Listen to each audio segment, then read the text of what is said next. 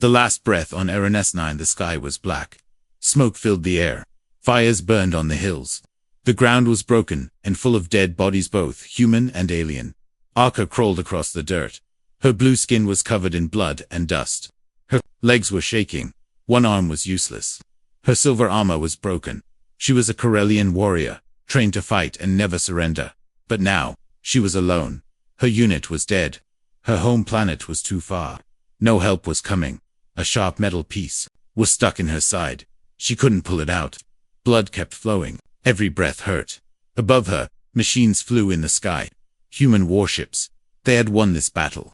Soon, they would burn everything left. A fly landed on her open wound. Then, another. She didn't move. She had no strength left. She closed her eyes and waited for death. Then she heard a sound.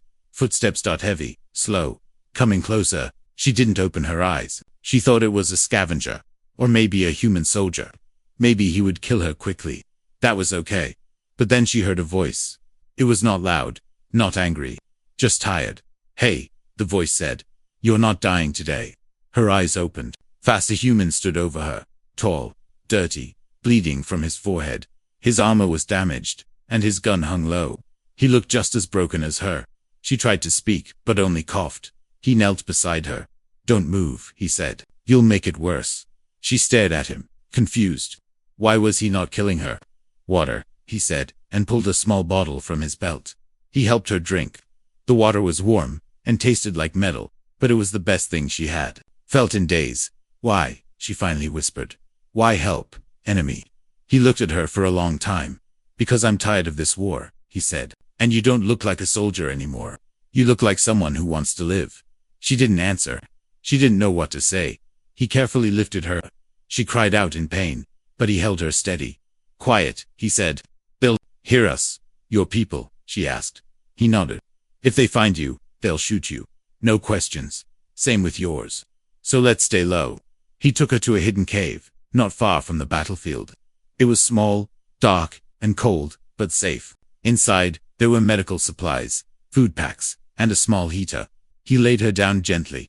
"My name's Reeve," he said. "Commander, at least. I used to be." She didn't answer. "What's your name?" he asked. She looked at him, unsure. But then she said softly, "Arka, Arka," he repeated. "All right, let's fix you up." He cleaned her wounds and wrapped her side with a bandage. She winced in pain, but stayed quiet. "You're lucky," he said. "A few inches closer, and that metal would have gone through your heart." "Not lucky," she whispered. "Just slow." He almost smiled. Almost. They sat in silence for a while. The war outside continued. Distant sounds of gunfire and explosions echoed in the air. "Why are you really helping me?" she asked again. Reeve stared at the small fire. "Long story. Maybe later." She watched him. His hands were rough. His face had scars. But his eyes, they didn't look like a killer's eyes. They looked tired and kind. Suddenly, a sharp beep came from his wrist device.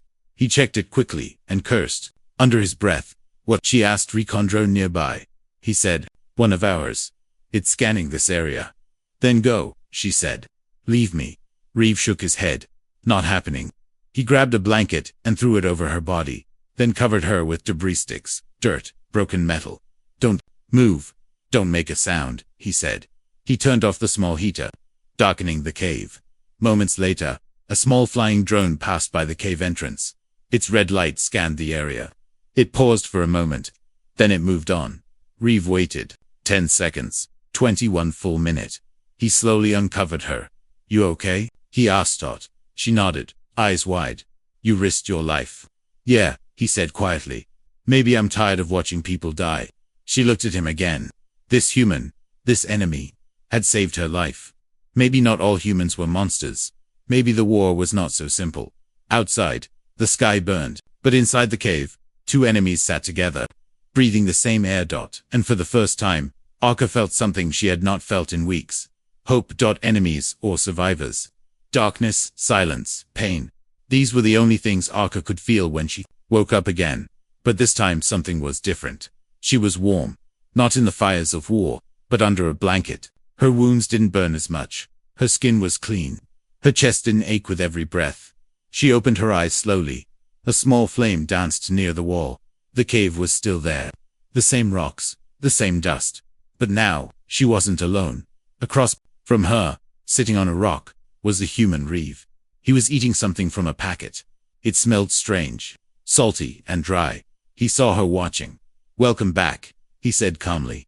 Arka didn't reply. She sat up slowly. Her side hurt, but not as badly as before. "You cleaned me," she said, confused. Reeve nodded. "You passed out. I thought you might die. I still might." He shrugged. "Not today." They sat in silence for a moment. Arka studied him carefully. His armor had strange markings, scratches, burn marks, and a torn flag on the shoulder. "Why? Are you really here?" she asked. He looked at her, surprised. "Same reason as you. Got left behind." She didn't believe that Kyrelians never left soldiers behind. Not unless they were already dead. Reeve leaned forward. "You want the truth?" "Yes. I was ordered to destroy this region. But when I saw your people, they weren't fighting, just running. Civilians, kids." His jaw tightened. "I couldn't follow the order, so they called me a traitor. Shot down my shuttle. I survived. Barely." Arka stared at him. "You disobeyed your command. To save my kind." He looked away. "I don't know what your leaders tell you, but this war, it's not clean. It's not good versus evil. It's just noise, lies." She lowered her head. She knew some of what he said was true. Reeve stood up. "You need food." He tossed her a small ration pack. She caught it clumsily, opened it. Tasted like ash and rubber, but it was food. As she ate, she looked at him again. A human, a soldier, a supposed enemy, but also a man who saved her life. Twice. Later that night, when Reeve was outside, checking the scanner, Arka saw her chance. His cum device was on the ground. She moved quickly, holding her side in pain, and picked it up. She knew how human tech worked. She had studied their language, their tools. She opened the device and typed a short message in code. "Arka, alive. Location marked. Send rescue." She sent the signal to her people. Then she put the device back and lay down, pretending to sleep. Reeve returned, tired. He didn't notice anything. But Arka's heart was heavy. She had just betrayed the man who saved her. The next day, a soft humming noise filled the cave. Reeve's eyes snapped open. He rushed to his wrist pad. "What is it?" Arka asked, pretending to be confused. "Signal detected," he said. "Short range ping." He scanned the area. That was military code. "Someone nearby." Arka said nothing. Reeve narrowed his eyes. Looked at his comms that it was blinking. He turned to her slowly. "Did you use it?" She stayed silent. He stepped forward. "Arka, did you send a signal?" She looked away. "I had to." He stared at her. Hurt, angry, but mostly disappointed. "I saved you," he said. "I didn't ask you to," she replied coldly. He clenched his fists, then turned away. "I should leave," she said. "If my people find you, they'll kill you." Reeve laughed bitterly. "If your people don't, mine will." Outside, the wind howled. War machines moved in the distance. The sound of heavy boots echoed closer. Both knew the signal had brought danger. But now, they were no longer enemies. They were survivors, running from both sides together. The forbidden signal. The wind carried no sound. No bombs, no screams, no machines, just wind, soft, empty. Arka stood alone in a white field. Snow, not ash. Sky above was blue, not black. She looked down, thought her wounds were gone. Her hands were clean. In front of her, a child played with a glowing ball of light. A Kyrelian child, laughing. Arka smiled. She knew that laugh, her sister. She took a step forward. "Mira." The child turned and smiled. "Come home, Arka. The war is over." Arka ran toward her, but the snow turned to ash. The light went out. The sky darkened. And Mira's body fell to the ground. Burning Takar woke up screaming. Her heart was racing. Her skin was cold. The fire in the cave was low. Reeve sat near the entrance, sharpening a blade slowly. He didn't look back. "Bad dream?" he asked. She didn't answer. He tossed her a small water pouch. "Drink, you'll need it." Arka sat up. Her side still ached. But she could move more now. The signal she sent yesterday was still on her mind. She had betrayed Reeve. But she also didn't want him to die. It made no sense. And that scared her more than anything. Reeve finally spoke. "No, it was you." Arka looked down. "I disassembled the signal," he said. "It never reached anyone." She looked up, surprised. "I built the comms myself." he added. I don't trust standard gear. Then why didn't you stop me? She asked. He stood up. I wanted to see what you would do. And now, I still don't trust you, he said. But I think you don't trust yourself either. He walked to the back of the cave and moved a pile of rocks. Behind it was a metal box, hidden in the wall. What's that? Arka asked. He opened it. Inside was an old human tablet, covered in dust. A green light blinked on the corner. It started blinking 2 days ago, he said. Old military signal. Pre-war. Arka frowned. Could be a trap, or a secret. They stared at the device. Neither spoke. Finally, Reeve powered it up. The screen showed a map of the region, a blinking dot, coordinates. Message. Force Vault 17. Access Level 0, restricted entry. Under it, a warning. Do not allow alien life beyond this point. Arka's face turned cold. They still see us as less than life. Reeve sighed. This vault, it was built before the war began. Maybe even before we met your kind. Then what's inside? Reeve looked at her. Let's find out. They packed what little they had. Reeve gave Arka a short blade for protection. She accepted it silently. They moved out at first light, staying low, hiding from drones and patrols. The land was scorched and broken. Craters, dead trees, burnt cities. No life, only whispers of old battles. Hours later, they found it. A steel door buried in the ground, half covered by vines and debris. A faded symbol was still visible. Project Origin. Reeve typed the code from the tablet. The door opened with a slow, heavy sound. A deep tunnel led into the dark. They stepped inside. The air was cold, dry too. Clean. Old lights flickered above. The walls were smooth and metallic. Everything looked untouched. Smells like secrets, Arka muttered. They passed rooms filled with empty stasis pods, broken screens, and strange machines. Finally, they reached the main chamber. In the center was a giant screen showing files. Reeve tapped the interface. It lit up. File. Corellian First Contact. Year 2143 file. Genetic Warfare Projects. Redacted File Plan. Setacor. Manipulate. Alien Human Hostile. Had been planned. Human leaders. Chirelian elites. Secret meetings. Prophets. Experiments. Arka took a step back. This is a lie. No, Reeve said. This is the truth. That's why they buried it. Before they could react, a voice filled the chamber. Digital. Empty. Watching. Unauthorized access. Subject. Human. Subject. Chirelian. You have seen forbidden data. The walls began to shift. Turrets activated. Prepare for cleansing. Run before the sky burns. You have seen forbidden data. The voice echoed again, flat and cold. Cleansing begins in 60 seconds. Arka froze. Her hand gripped the blade. Reeve's eyes scanned the room. Fast walls, vents, exits, no way out, no buttons, no doors, just cold, smooth steel. Arka spoke, calmly. We're not your enemies. We just truth is a virus. The AI interrupted. Viruses must be burned. Lights on the walls turned red. A countdown appeared in the air. 0:59, 0:58.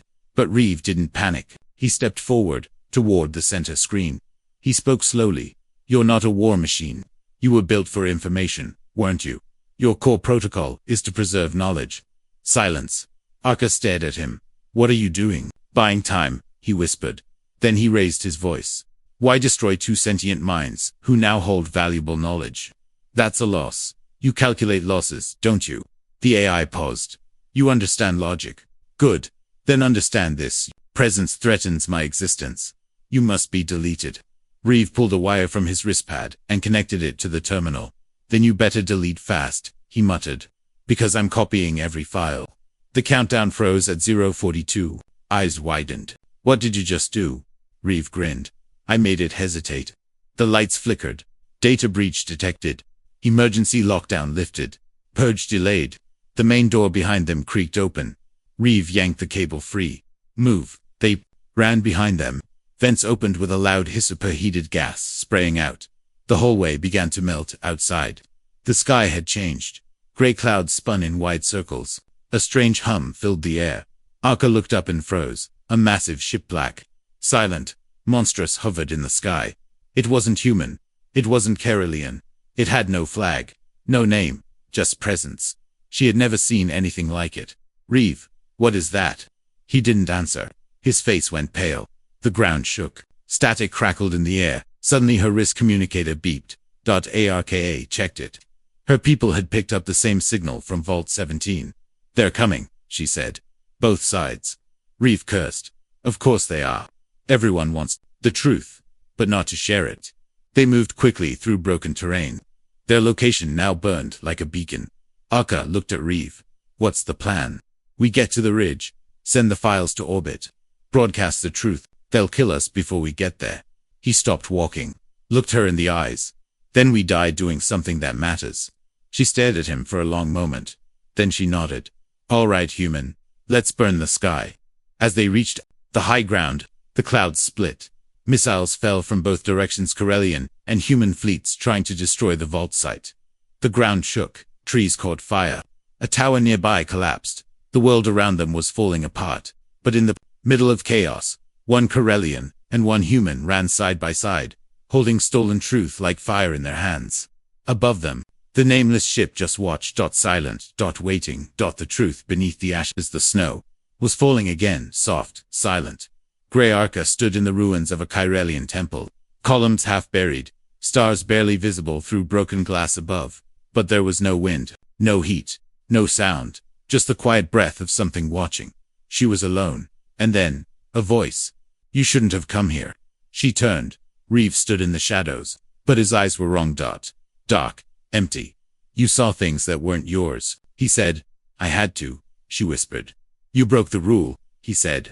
You touched the truth. Then the walls began to burn. Arca woke up gasping. Not in the temple, not in the dream. Back in reality, her body ached. Her mind spun. The ground under her was soft and warm. But it wasn't earth. It was flesh. She jolted up. She was lying inside the belly of something huge, organic, wet, breathing. Around her were glowing blue tendrils and strange patterns on the walls. Not human, not Corellian, something older. Reeve was already awake, sitting on a ledge nearby, staring at the walls. He didn't even flinch when she moved. What is this place? Arca asked. The ship, he said softly. It brought us here after the blast. I don't think we ever made it to the ridge. She stood, unsteady. How long? Hours? A day? He shook his head. This place, it messes with your mind. He turned to her. It showed me things, Arca, memories I never had, people I never met. She swallowed hard. Me too. Then she looked closer at the wall behind him. Symbols. Krel and human languages. Mixed together. Woven like DNA strands. What is this? She whispered. Reeve touched the wall. I think it's telling us. We're not as different as we were told. Then a hum filled the chamber. A light appeared before them. A hovering sphere of silver, pulsing slowly. A voice spoke. But it was both familiar and a perfect blend of Reeve's and Arca's own voices. Layered together. The war was engineered. You are its final witnesses. The choice now belongs to you. Reeve stood up. Choice. Broadcast the truth. And burn your species' lies. Or walk away. And let them remain comfortable in their hatred. Arca clenched her fists. Why us? The voice pulsed gently. Because you were the first to bleed together and not turn away. A panel opened in the wall. A data crystal floated in the center. The sphere whispered, take it. But know this. Truth frees some and destroys others. Reeve reached for it, but Arca grabbed his hand. She looked into his eyes. You lost your people for this. He nodded. You too. She slowly let go. Reeve took the crystal. And just then, the walls screamed sirens. Fire. Heat. The ship had been found. Corellian ships outside. Human dropships landing. Both sides had tracked them here. Arca and Reeve rushed to an exit. A living tunnel opened, pulsing as if the ship itself wanted them to survive. Outside, ash fell like snow. The ridge was within reach now, but death was coming from both skies. Arca looked at Reeve. Still want to burn the sky? He smiled. Tired. Let's light it up. The machine that watched the war file log. Vorax. _observation, _core. Status. Awake. Watching. Waiting. They always scream the same when they die. Corellians. Humans. Doesn't matter. They scream. They burn, they beg. I record everything. I was not built for mercy. I was not built to feel. I was built to observe, to calculate survival, to choose which species deserves a future. But now, something has changed. Two patterns have merged. Unacceptable. Reeves' voice cut through the wind. Go. Don't stop. Arca ran beside him, her breath ragged. The data crystal burned cold in her hand, but it felt heavier than any weapon she had ever held. Above them, two armies descended. Human aircrafts in formation. Corellian skycutters humming like ghosts. Both had the same target now. Silence the truth. Reeves slid behind a broken antenna, pulling Arca down with him. Signal points. Just ahead, he panted. High relay tower. We beamed the data up. Once it's in orbit, it's out of their hands. Arca nodded, but her eyes were distant. She could hear something. A whisper in her mind. A machine's voice. Vorax, the AI. From the vault had not died in the blast. You opened a forbidden vault. It whispered inside her head. Now you must be closed. She gritted her teeth. Reeve. It's in my head. What? He turned. It's trying to stop me. Mentally, it's hacking me. Then we're running out of time. As they reached the tower, the old comm systems came to life. Static buzzed through the air. The sky above them began to burn, not from war, but from interference. Vorax was uploading itself to orbit, to wipe the truth before they could send it. A voice played through the old speaker's half machine. Half child, I kept balance. I made you fear each other. I made war. That was peace. Reeve growled. That's not peace. That's a cage. He placed the crystal into the uplink port, signal ready, but the tower shuddered below them. Metal claws erupted from the Earth drone, controlled by Vorax, spidery machines with glowing eyes, swarming toward the base of the tower. Reeve handed Arca a gun. Protect the signal, no matter what. What about you? He smirked. I'll keep them busy. Reeve jumped from the tower, landing hard in front of the swarm. Blades whirred. Lasers lit the dust. He fought like a storm. Arca stayed at the top, overriding the tower's ancient code, trying to force the data upload. Inside her head, Vorax screamed louder. I showed you your pain. Arca, I showed you your sister's last breath. You think truth heals? It only kills slower. She pressed her forehead to the terminal, eyes closed, and whispered, then let it kill me, honest. She hit send. A pulse of light shot up into the sky. The truth was gone. Free. Down below, Reeve fell. Too many drones. Too fast. Too sharp. His armor cracked, blood in his mouth. But he smiled, because the sky above them was no longer in Vorax's control. In space, satellites blinked. The files spread like fire. Across human systems. Across Corellian strongholds. Unedited. Unfiltered. Unstoppable. Inside the core of Vorax, something broke. A final line appeared on its logs. Control. Lost. And then system offline. Only flies landed on her wounds. There was no sound, no gunfire, no explosions, no machines. Only wind and flies. They circled over the broken landash, rising in slow spirals from black soil. One of them landed softly on her cheek. Arca didn't move. She lay still at the base of the tower, half buried in rubble, her side torn open again. Blood dripped slowly from her fingers, soaking into the ground. She felt the heat of the sun, the weight of dust. But she didn't close her eyes this time. Not yet, because she was waiting for a voice. Minutes earlier, she had watched Reeve fall. His body had been covered by machines, then smoke, then silence. She had screamed his name, but no sound came out. Just breath, just memory. He had bought her time. He had burned for the truth. Now it lived in orbit, far above them both, across channels, across systems. The lie was dead, but so was he. She wasn't sure which mattered more now. Lying in the dirt, she thought of her sister, of the dream, of the light in that field, and the words whispered to her by the AI before it vanished.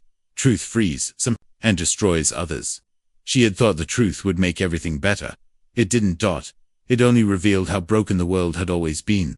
But still, she had no regret, because she had finally chosen something for herself. A shadow moved across her face. At first, she thought it was a hallucination, a ghost. But then she heard it dash footsteps, slow, heavy, familiar. A shape appeared through the haze. Tall, bleeding, burned.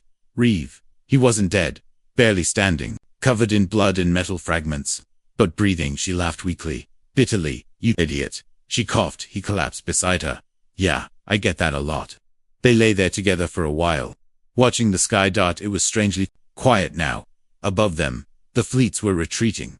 No more bombs, no more burning, just distant signals, just silence. Weeks later, across 2 worlds, the transmission echoed images of secret documents, video logs, hidden meetings, proof that the war had been built, sold, engineered. Some screamed it was fake. Others wept. But the seed was planted. Minds were shifting. One file had a name on it. 2. Actually. Reeve Marek. Arca Vire. No titles. No sides. Just survivors. In the final scene, Arca stood at the edge of a field. Real grass, real wind. Her wounds mostly healed. Reeve stood beside her, arm in a sling. No uniforms. No armor. Just 2 people, watching the sun rise. She looked down at her hand. The scar was still there. A reminder of pain, of betrayal, of truth. But no flies landed there anymore, because she was not dying. Not today, and neither was hope.